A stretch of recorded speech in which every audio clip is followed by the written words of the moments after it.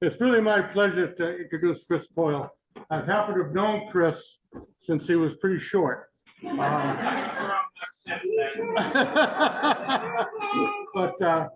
anyway, Chris was around all through my mid-childhood, late childhood, and we went on, and we both went to Stockbridge School of Agriculture, and have many other connections over the years. And really a pleasure to read Chris's book and see some of the insights and what made Bob tick, who was my mentor growing up, and some of the experiences they had, and whether it was in Shaker furniture or we looked at a lot of churches over the years on these trips, and we'd pull over for trains and other things. So it wasn't just nature that was making us tick. So without further ado, let's hear it for Chris Coyle. Thank you very much for that nice introduction, David, and welcome everyone to this afternoon's venue here at the Athol Bird and Nature Club. My father and some interested students founded the club in the fall of 1963, and I tell people I grew up with the Athol Bird and Nature Club, and I really did. Looking around the room, I can see former neighbors from when I was growing up, some high school friends, and people that graduated the same year in 1978 from Athol High School, people I knew from the Stockbridge School of Agriculture at UMass, co-workers from UMass, and people I don't think I even know, and some neighbors. So thank you all so much for coming, taking the time to come on this nice day we have here today. I'll tell you a little bit about this book. Was something about our times in Maine. From the time I was very young, and I'll get into this more during the story, we spent summers in a log cabin in central northern Maine without electricity, running water, or telephone. And I'll tell you about that story. And at the end of the presentation, I'll tell you a little bit about how the book came about. The story really goes back to my father, Robert Bob Coyle, founder of the Athol Bird and Nature Club. And he had an interest in the outdoors from a very early age. You can see he's looking up, he heard some cedar waxwings or something he wanted to see here in the trees. Although he grew up in the city, Dorchester, he had an interest in rural things in the country. So going to Maine, he took an immediate liking to. My father went to Boston University and studied geology there. He's about 30 years old here in the ledges in the Holyoke Range. And he met my mother, and they married in 1953. They had similar interests. And my father's professor who he studied under at Boston University was Dr. Wolf. And he was a professor of geology for several decades there. And he had a summer geology camp in North Anson, Maine, which was somewhere right around here. And it was in this school building. In the summer, Boston University used it, and they had cots there for the graduate students. And they went out on geology field trips in the area. And the thesis students had projects they worked on there as well. So my father started his PhD work, and he needed to have a location within the Kingsbury United States Geological Survey topo quadrangle. So he was looking around this area here in Mayfield, Bingham, to see if he could find a place. And he was in touch with a realtor in Waterville, Maine, and he put him in touch with Donald Sawyer, one of the best things that ever happened to our family. Don Sawyer offered to rent a cabin he had on Kingsbury Pond in Mayfield, Maine in 1958. At that time, the cabin was only 7 years old. And we took such a liking to it. And thanks to Don and his wife, Norma, they allowed us to rent it until 1981 when Don retired. And not surprisingly, wanted to spend the entire summer there himself. So that's how that came about. And that's the cabin we stayed in. It was a wonderful place. I have a lot of happy memories from it. The inside looked like this. I've only got a couple of photos. We had a gas stove. We had a gas refrigerator. I don't think I've ever seen a gas refrigerator anywhere else, but that's what kept things nice and cold. And there are also gas lights, and you'll read about that in the book, why we preferred candles to the gas lights. And my folks were quite happy there. Here they are on the front porch, looking at the camera, which has a self-timer so we could take pictures. Water, we had to go a few miles for. Here's a well in Kingsbury. My father went down there and filled water buckets and then tried to fill these jugs and would tote them back and store them in the refrigerator. And there were numerous other locations like this old water trough for horses on a back road that we would fill jugs of water with there, as well as this spring near Bygone, Maine. Water from the pond we used for washing. We heated it for cleaning dishes and things like that, but we always had drinking water that came from a spring or from a well. And at the other end of the spectrum, we have this nice A-frame outhouse. And like the old story that went around rural Maine, we had a fire last weekend in the bathroom, but fortunately it did not spread to the house. That's the back of the cabin. And you'll read in the book about my father's first car he purchased in 1958, which lacked a reverse, which posed a few, I don't think it was option only that year, but it just didn't work. But it posed a few problems, but he traded it soon on. And this is a USGS topo map for Kingsbury Quadrangle, and our cabin was right there on the northwest shore of Kingsbury Pond. And my father had to go out and map the bedrock geology in remote locations using a Brunton compass to navigate through the woods, as well as the topo map. And he used, there's the Brunton compass, and they looked at lots of the bedrock geology there. Those are some of fellow grad students from Boston University. The pothole formed by a rock getting into a small area and the turbulent water caused it to gradually increase in diameter until it's about 2 feet wide there. And then lots of notes, research notes, from which my father would work on his thesis over the winter time. This one's from the field season, 1960. And then up to 1964, my mother's writing is in this one. So I guess she was helping with some part of the project. My mother was the typist in the family, so she typed lots of his notes out on the front porch at the pond. I don't think I have the typewriter, but I still have these opera glasses, which were also useful for observing birds and other wildlife. Then in 1960, I came along and happened to be born near the folks in stay up in Maine. I was born in the small country hospital in Heartland. It's long ceased to be a hospital. It's now a rehab and nursing home, so I suppose I could end up there again technically. This is dawn of a new life. My father took this picture from the front porch of the cabin the day he brought me from the hospital back to the cabin.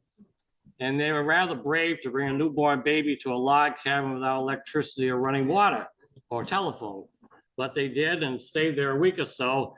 Then we went back to, at that time, we were living in Meadville, Pennsylvania. My father was on the faculty of Allegheny College in the geology department.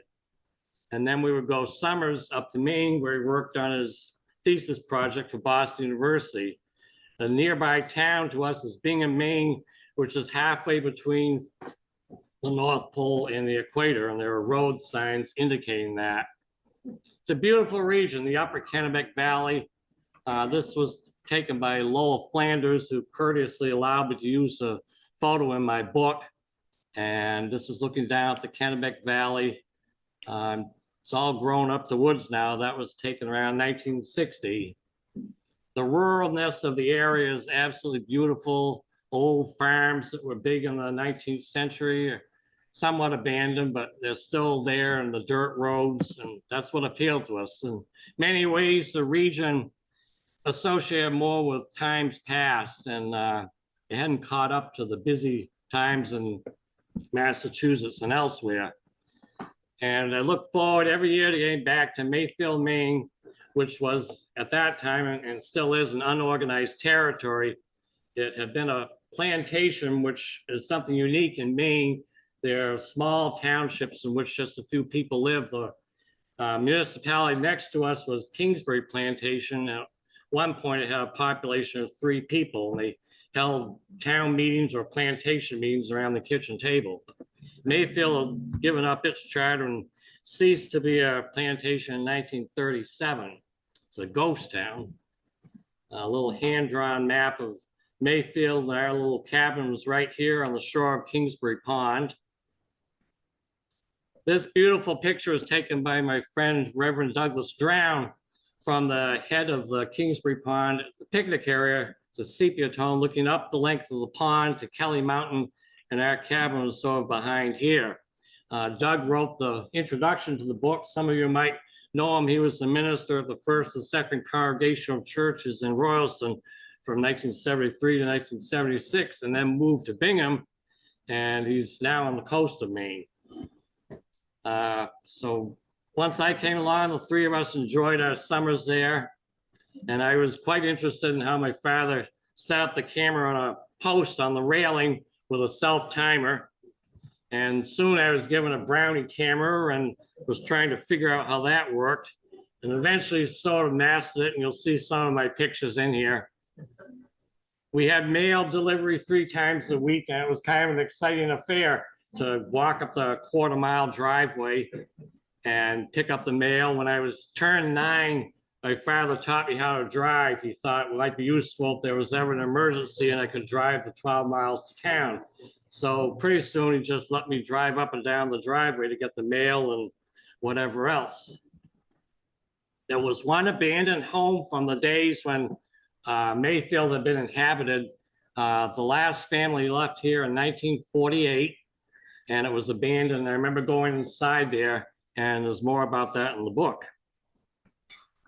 I never was bored. I always found things to do, whether it's digging roads out front here, my little shovel, or out with this boat. My friend and neighbor, Al Gallup, built this boat and gave it to me, and I could run it out in the water and have a fish line to reel it back in. My little cat, Gillis, would accompany me up there. And the Appalachian Trail was not far. From an early age, we started hiking on little bits of it here and there. And part of it goes over some water. It's called Joe's Hole. And they put this wire across. There's actually a wire overhead, but fortunately the picture didn't show it, so it looks like I'm on a tightrope rock with my railroad crossing t-shirt and these odd straight pants I seem to have on. Then my father and I, in the summer of 1972, we climbed Moxie Bald Mountain, a height of 2,630 feet. There's a number of bald mountains in Maine. You have to identify which one. There's a Boundary Bald Mountain near Jackman, and this is Moxie Bald Mountain, and this is Moxie Pond down below. And if you go down at the top of the mountain, it's devoid of vegetation or above the tree line. Here and there's a few trees, evergreens mostly. A lot of times the branches grew out to the sides rather than up.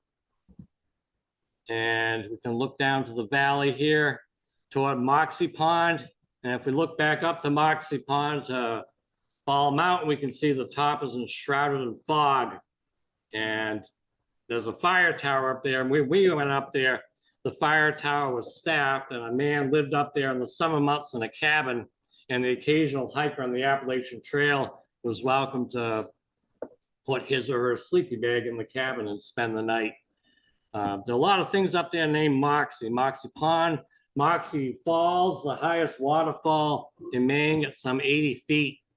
And some of you are familiar with the popular soft drink Moxie. And when I was very young, I thought it was bottled from the Moxie Pond up there, but later I learned it's not. July 20th, 1963, we experienced a total eclipse of the sun.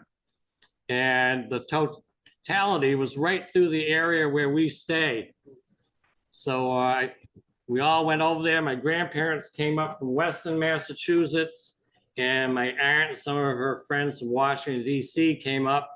And I remember more of the events of the picnic and everything. And that's me before my grandfather rounded me up from trying to drive my father's car at age 2.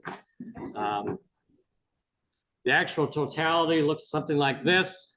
It gets very dark for about 3 or 4 minutes. And I think the totality here was between 5:41 and 5:45 in the afternoon. It was quite a sight. Back at the cabin, we look out one night at the full moon rising across the hill across Kingsbury Pond. We were treated to lots of nice astronomical features up there. We saw the Perseid showers, which is centered around August 11th, 12th each year, and there's more about that in the book. We did hiking. This is the old lake road that the stagecoach to Moosehead Lake used to go up. My father and I hiked that. I think it was 1972 or 3.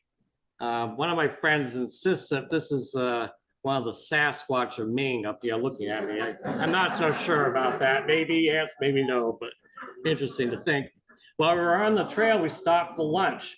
And my father said, look, there's a juvenile saw-whet owl in a spruce tree only about 4 feet off the ground. And some of you are familiar with saw-whet owls. I believe there's one in the case at the back of the room there. The juvenile plumage is much different. It's a chocolate brown front, a black top. I haven't really seen one since, and that's not our picture. I couldn't find one. It's a stock photo, but cute little bird. I was able to walk right up to it and a couple feet away from me, look at him. I don't think he'd ever seen any humans before, so he was not at all intimidated by us. Another day, and I actually remember this day, we saw this little fawn still with white spots on when we came down the driveway. I think I was 4. My father managed a photo out the window. More impressive with a moose there. In those days, you didn't see moose down here at all. They were up in northern Maine and sometimes would venture down into central Vermont. I remember going to Vermont to see one in the early 70s, but now going to work at UMass, I'd sometimes see them going down 202. Anyway, caught this nice one.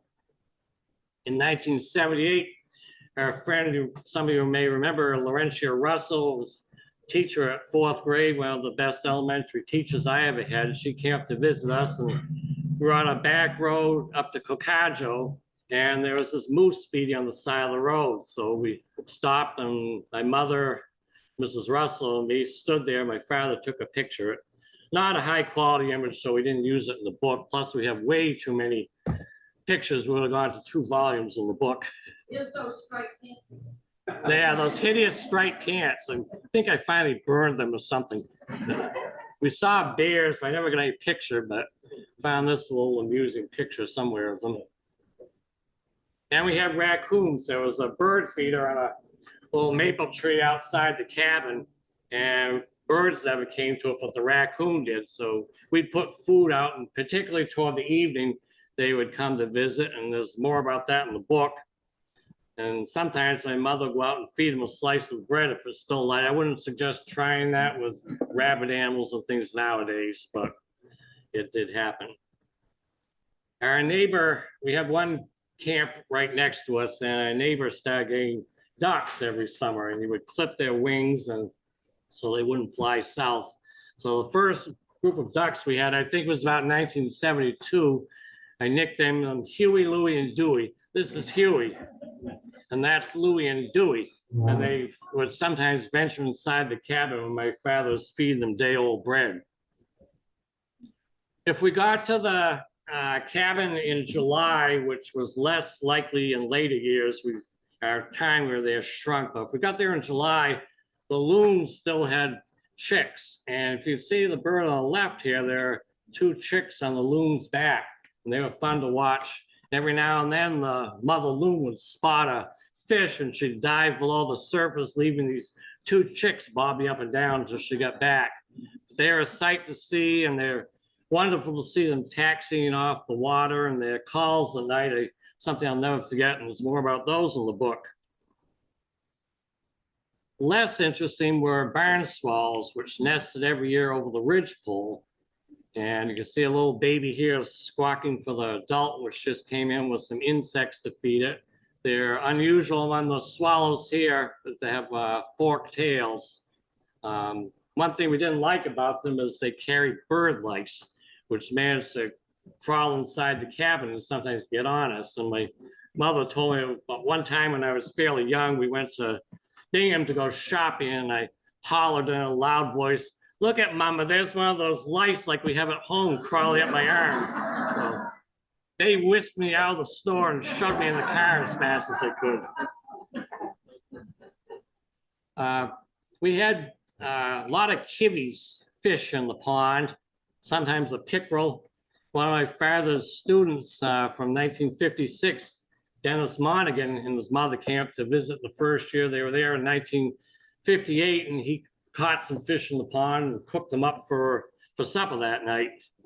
Gonna remind him of that story when I see him next. Looking out the pond at night, we were in the shadow of the hills at night, but we would get the sunlight across the pond at Pine Point. There's somebody out here fishing.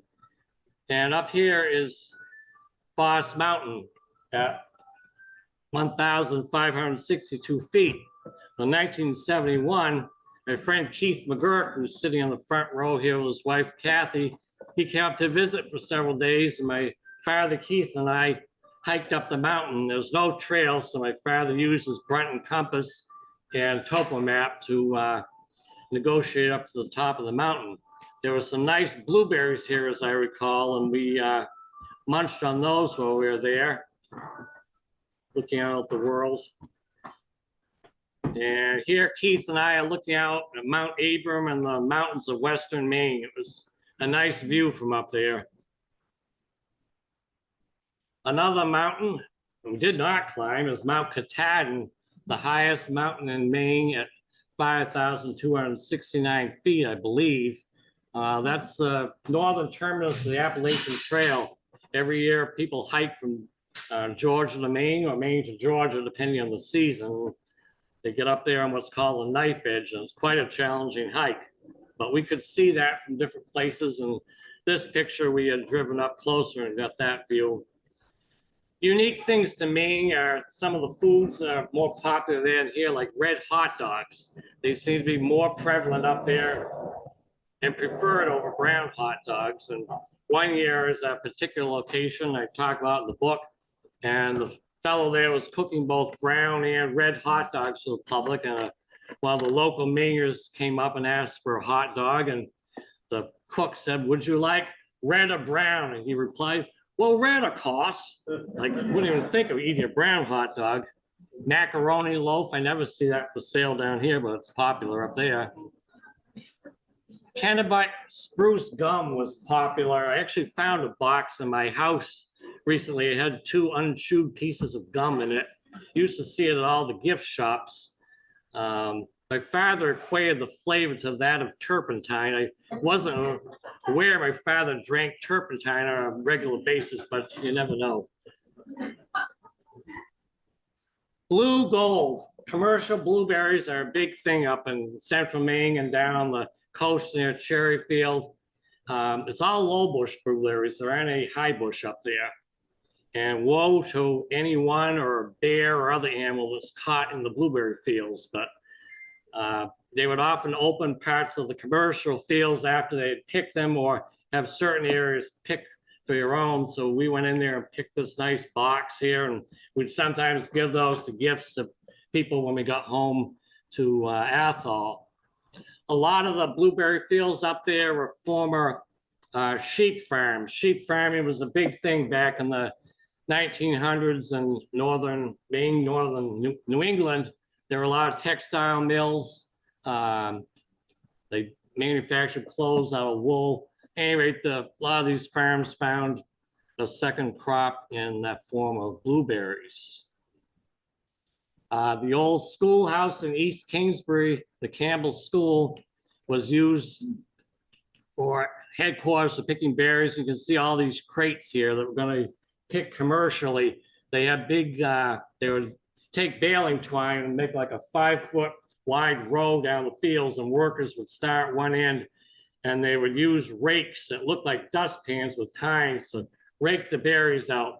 But they had a lot of chaff in them, so they were bringing what's called a winnowing machine that would separate out the leaves and twigs. It worked to an extent. I preferred picking them by hand myself. Anyway, this little schoolhouse was used as a cabin by people, and it was always interesting to me when people were there. They hoisted a United States flag, but it was a 48 star flag. It had been some time since the official flag of the United States had 48 stars on it. The roads up there, as I say, were more primitive around here. This is a state numbered highway, which was still dirt at that time. And this was a paved but very narrow state highway. It's since been widened and paved further. This wire bridge in north of Portland, that was built during the time of the Civil War, and is an interesting place to bring people, and you can feel the things swaying from side to side. And there was a footbridge like that in Skowhegan. It's the story about in my book how my father would get me out and start making this thing swing. But there was an abandoned church near us at Burden Corner. We would go visit. Somebody had stolen the front stairs, and later somebody stole the bell. But it was interesting to go inside. You'd climb up in this front door, and that's how it looked from the side. And just beyond it, there was a nice view of Mount Katahdin if you looked in the right place. In South Solon, there's a meeting house. It was built in 1842 and had regular church services for about 50 years. And if you drive by there, it's not locked. You can go inside there during the day and look around. And it's a fairly typical looking old meeting house, but you get inside and there's these beautiful frescoes from scenes in the Bible that were painted on there in the 1950s by artists from the Skowhegan School of Painting and Sculpture. And it's fascinating to go in and look at it. You'd never guess that was like that from the outside. The original box pews are still there, and there's an occasional special service or a wedding held there. Another interesting structure in the area of North Anson was this odd tower at a farm. And a friend of ours and her husband served as air wardens there during World War II when there were fewer motorcycles on the highway. But they would go up there at night and watch for German aircraft. I don't believe they ever saw any, but they enjoyed going up there anyway and serving the country in that form. At the head of the pond was Kingsbury Dam, and that broke in the spring of 1969, and they built a cofferdam, and the cofferdam was supposed to hold the water back, but they built a new dam. Well, there was a problem there with, you read about in the book, with water not getting out fast enough after a rainstorm. Well, it's been raining for 3 or 4 days, and I mentioned to my father, wasn't that rock there underwater this morning? Well, he put 2 and 2 together and realized that it's been raining for 4 days and the water level is going down the pond. He said, get in the car. He grabbed the camera, we went down, and the cofferdam had just broken. And we got a lot of pictures there of showing the water racing downstream. But there was some advantage for that summer, and then the next summer while they were rebuilding the dam, there was a very low shoreline, which enabled us to walk around the perimeter of the pond. We couldn't do it otherwise, and here we are across from our cabin, which is on the right, and the neighbor's cabin was right there. We were in Bingham in 1966 for the sesquicentennial, 150 years of neighboring town Moscow, Maine, that is, not Moscow in Asia. And they had a nice parade there. And this fellow here is Bill Melcher. He's somebody my father knew. He was a forester, and he knew him from being up in the woods of Maine. Well, one day he was over here at Harvard Pond in Peterstown, Route 122, looking for birds, and he was going around a corner of one of the trails, and here comes Bill Melcher the other way, and they both said to each other, what are you doing here? What are you doing here? Well, at any rate, that was kind of interesting. Also in the parade is Smoky Bear. The woodlands are very valuable up there, and they don't want forest fires going. Until I was 16, they still floated logs down the river. And here we are at Moosehead Lake. Logs will be cut there into 4-foot lengths. Until 1925, they were long logs, 16 feet long, but they're easier to float the 4-foot logs, pulpwood, down river. So they would go down East Outlet into the Kennebec River here. And at times you could hardly see any water there. There'd be so many logs. And they reach ponds where there were dams, and they would put these big booms around them. And then they would use boats like the Katahdin, spelled wrong, towing 5 acres of timber across the lake. And when they reached the dam, men would, using pick poles and peavies, they would push the logs into sluiceways, would go downstream. This is at the Penobscot watershed at Rippergenus Dam, but you can see some of the pulpwood here. It wasn't a big river driving day, but there were a few logs there. The river drives on the Penobscot ended in 1970, and on the Kennebec River, as shown here at Pishon Ferry near Hinckley, these ended in 1976. And as I say, logging was big up there. There's a big statue of Paul Bunyan in Bangor, and several states claimed Paul Bunyan was his home. I think it was Maine, but maybe I'm wrong. Made big news in 1976. Last great log drive slips through the Maine fog. And I bought one of these pins, last river drive in the United States, the Upper Kennebec, July 3rd and 4th, 1976. The Kennebec River Log Driving Company had been founded in 1834, and they handle all the movement of the logs in the rivers for the various paper companies that utilize them to bring the logs to the mills. Later on, more logs went by truck. We were on our way back from Bingham to the cabin, and we just got there, and this log truck had gone out of control. And we got there, the wheels were still spinning. The logs all rolled off to the left there, and the driver was walking around dazed, but otherwise unhurt. A little while later, the state police showed up, and the sheriff's patrol. Lots of logs still moved by railroad as well. This is the Bangor and Rustic Railroad, Northern Maine Junction, north of Bangor, junction between the Bangor and Rustic and the Maine Central Railroads. Many of you know I'm a railroad buff, and I put some pictures in for some of my train buddies who are here. It's a Bangor and Rustic GP7 built in 1950, and even older BL2 built in 1949. And the Bangor and Rustic was famous for moving potatoes. I don't think they handle any quite that large, but for Maine's potato land, Aroostook County, which I believe is the largest county east of the Mississippi River, a lot of potatoes still grown up there. The Maine Central Railroad ran their last steam-powered train on June 13th, 1954. The railroad donated locomotive 470 to the city of Waterville, and it sat on a little display out there for 50 years. And here I am sitting up in the cab in 1974. And the locomotive has since been moved near Ellsworth, where it's being restored to operating condition. It's called a Pacific, a 462 wheel arrangement. It was built in 1924 in Schenectady, New York by the Alco Locomotive Works. It was repainted several years later in a different paint scheme.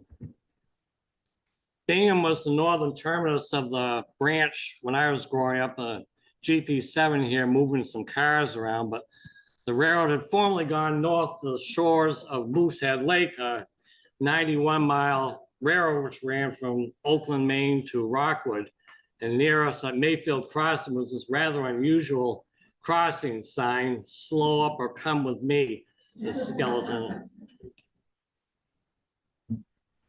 There was an abandoned trestle up there, the Gulf Stream Trestle. It was one of the largest in New England. It was 700 feet long and 125 feet high. And after the railroad was abandoned in 1933, it sat up there forlorn in the woods until 1976 when it was finally taken down from scrap. But we'd have people come up to visit us, and this is one of several places we would bring people to see this trestle, or the trestle as we called it. A couple other pictures of it. It was quite the structure. It's gone now. North of the trestle was this little station which was named Mosquito. And later the railroad decided if they renamed it to Troutdale, it might be more appealing to sportsmen rather than going to Mosquito. So that they did, and that's how it looked a few years ago. We went up to see the Canadian Pacific Railway and hiked in to see some sights there in the shadows of Borestone Mountain in Ottawa. Ottawa was a little settlement which was only reached by train until 1960 when they built a road into it. And we happened to be where when this little section crew came through. Most of you are aware that railroads like the one through Athol here, there's what's called a standard gauge. The width between the rails is 4 feet 8.5 inches wide. Well, Maine had a unusual number of 2-foot gauge railroads. The railroads are only 24 inches wide, including a big system, the Sandy River Ranger Lakes Railroad in northwestern Maine, which ran from 1879 to 1935.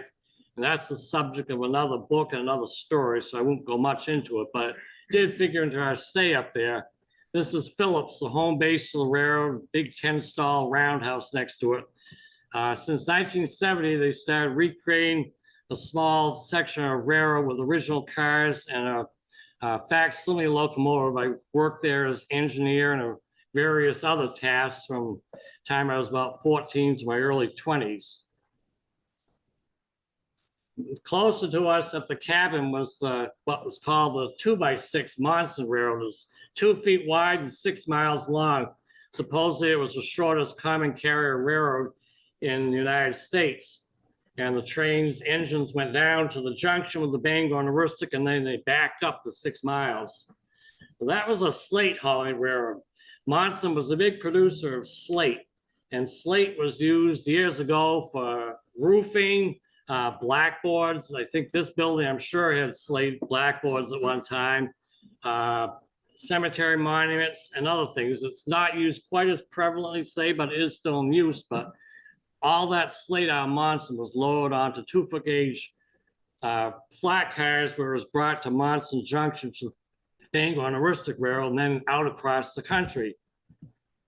Close to us in Mayfield, there was a small slate quarry which operated in the late 19th century, but didn't have the luxury of a railroad. So everything at that time would be hauled out there by ox carts or horse-drawn wagons, which is one reason why it probably didn't flourish as much as the quarries in Monson. But if you look in there, and this is from a stereoscopic view in the 1880s, I went up there a few years ago and took a picture.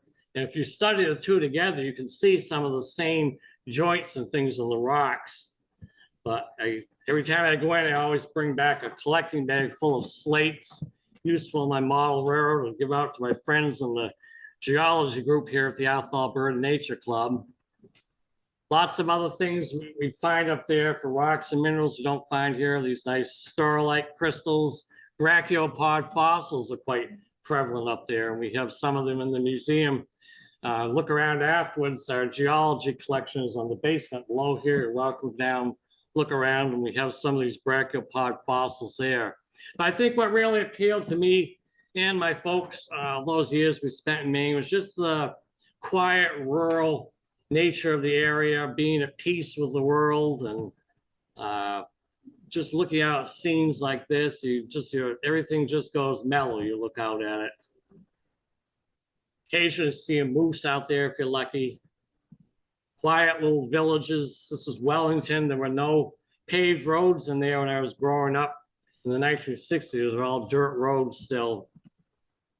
Looking out the pond in 1969 when I was turning 9 years old, I had no idea I would someday write a book about all this. We had tons and tons of slides my father and then later I took over the years.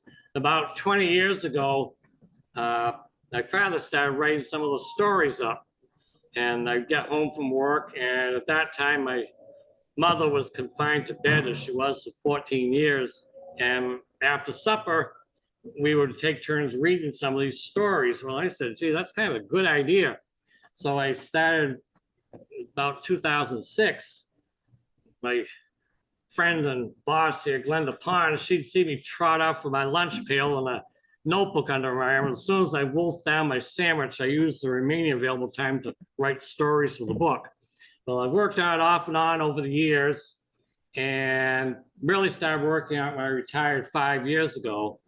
And then a year and a half ago, I showed the manuscript to Marcia Gagliardi, who runs Haley's Publishing here in Athol. And she says, that looks good. I'd like to publish it. So it turned into the book you see there.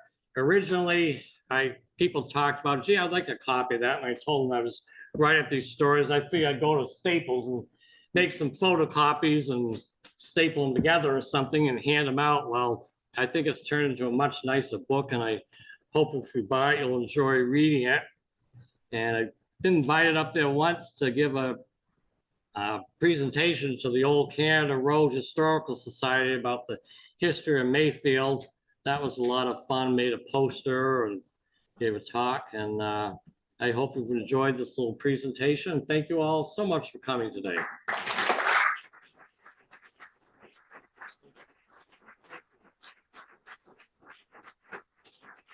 Thank you very much.